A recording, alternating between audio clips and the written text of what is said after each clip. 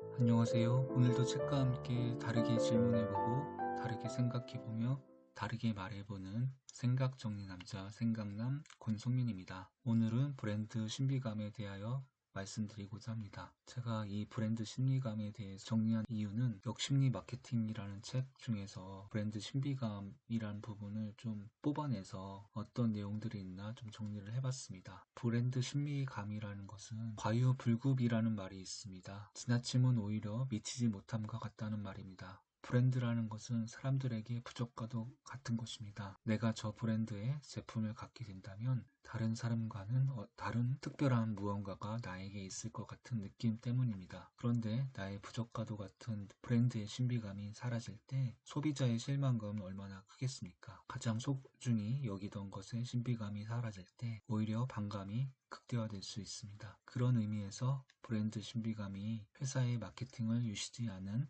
가장 중요한 요소 중에 하나이기 때문에 역심리 마케팅 중에서 브랜드 신비감을 주제로 선정하게 되었습니다. 브랜드 신비감이란 고객이 느끼는 정의할 수 없는 매력, 매혹, 특징을 말하는 것으로 역사적, 상징적인 영향력은 높지만 다소 깨지기 쉬운 미묘한 것이라고 정의하고 있습니다. 안드라 지치나 토마스 포슈트가 지으고 홍정희 님이 번역한 역심리 마케팅 페이지 45페이지에 있는 내용입니다. 브랜드 신비감은 마치 연예인들 또는 사회적 명성을 가진 이들이 오랫동안 자신만의 고유한 철학과 가치를 유지하여 이루어낸 이미지와 같습니다. 그런 명성을 이뤄가기까지 오랜 시간이 걸리며 한번 각인된 이미지는 쉽게 사라지지 않습니다.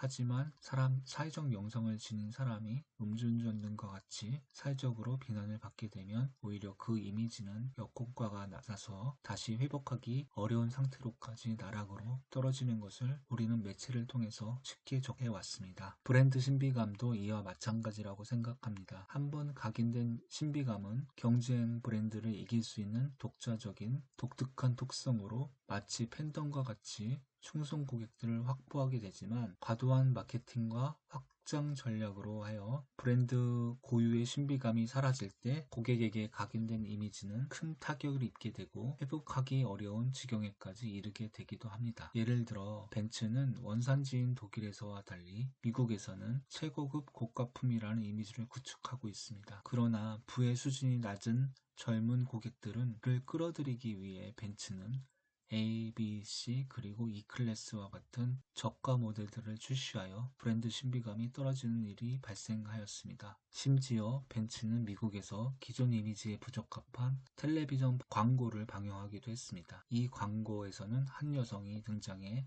C클래스를 타고 상류층 동네에 신문을 돌립니다. 저가 모델로의 확장이 오히려 그동안 쌓아온 고가의 신비감과 마치 성공의 상징으로 여겨지는 특권적 주의마저 타격을 준 것입니다. 대대로 부자였던 가문들과 성공한 사람들, 주된 기업가들, S클래스층의 계층이 타던 벤츠가 이제는 대학생에게도 탈 수 있는 차가 되니 사람들은 벤츠의 대신에 벤틀리나 다른 고급 브랜드의 차로 눈을 돌리는 일이 발생한 것입니다. 역심리 마케팅 페이지 54페이지 있는 내용이고요. 이번에는 반대로 파타고니아 의류 브랜드를 말하고자 합니다. 파타고니아는 진정성이라는 브랜드 고유의 신비감을 유지하고 있습니다. 2011년 미국 최대 세일 행사인 블랙 프라이데이 때 다른 모든 기업이 대대적으로 소비자들의 구매를 자극하는 광고에 천문학적인 돈을 쏟아부을 때 파타고니아는 Don't buy this jacket이라고 제발 우리 옷을 사지 말아주세요 라는 광고를 합니다. 2007년 세계적인 경제 잡지 포춘이 이 세상에서 가장 쿨한 기업으로 선정되었습니다. 사람들은 사지 말라는 광고를 통해 오히려 기업의 진전성을 본 것입니다. 고객들은 기업이 이야기하는 환경에 대한 가치에 동의한다는 의미로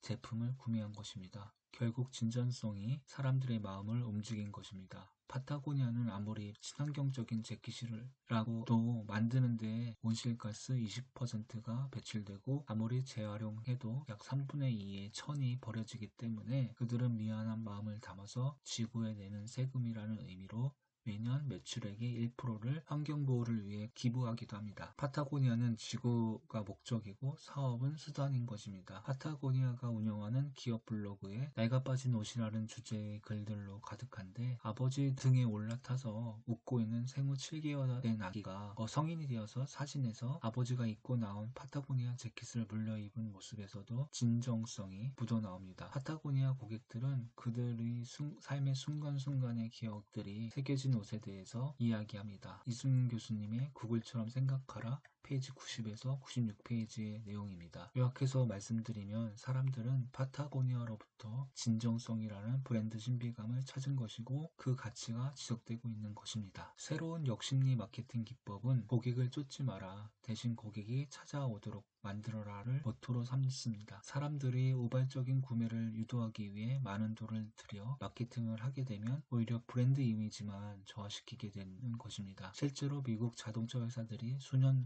동안 수십억 달러를 쏟아부으며 실시한 가격 할인과 고객 인센티브는 기업의 가격 결정 영향력과 브랜드 위신을 약화시켰다고 합니다. 그런데도 불구하고 기업들은 과잉 마케팅을 하는 이유는 그것이 쉽기 때문입니다. 마치 마케팅이 만병통치약인 줄 알고 계속 쏟아붓는 것입니다. 그러나 기업이 창업되어 브랜드 구축기까지는 브랜드 신비감 구축을 위해 지속적인 마케팅에 힘을 쏟아야 하지만, 어느 정도 분기점에 올라오게 되었을 때 과잉 마케팅을 계속하게 된다면 브랜드 신비감을 떨어지게 만드는 것입니다. 영리하고 재치 있는 소비자들은 노골적이며 허풍을 떠는 식의 광고보다는 정직하고 엽기적이며 절제된 광고에 매료됩니다. 결국 브랜드 신비감을 유지하기 위해서는 지속적인 푸시 마케팅보다는 기업이 추구하는 가치에 충실한 진실성 있는 고객경을 브랜드 신비감으로 유지해야 한다는 것입니다. 마치 스타벅스의 인간 정신에 영감을 불어넣고 더욱 풍요롭게 한다, 이를 위해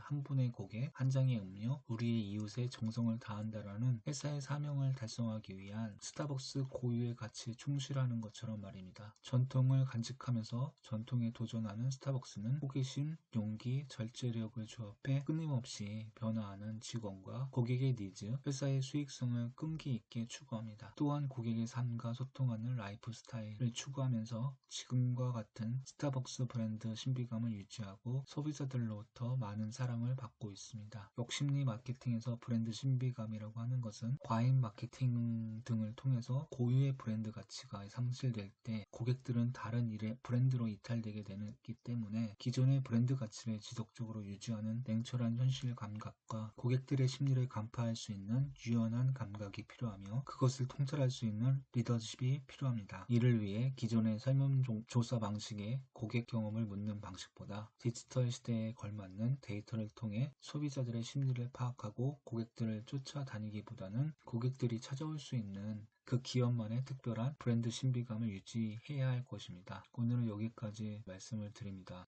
우리는 오늘도 어제보다 더 성장했습니다. 책과 함께 다르게 질문해보고 다르게 생각해보며 다르게 말해보는 생각정리 남자 생각남 권성민이었습니다. 구독, 좋아요, 댓글 고맙습니다.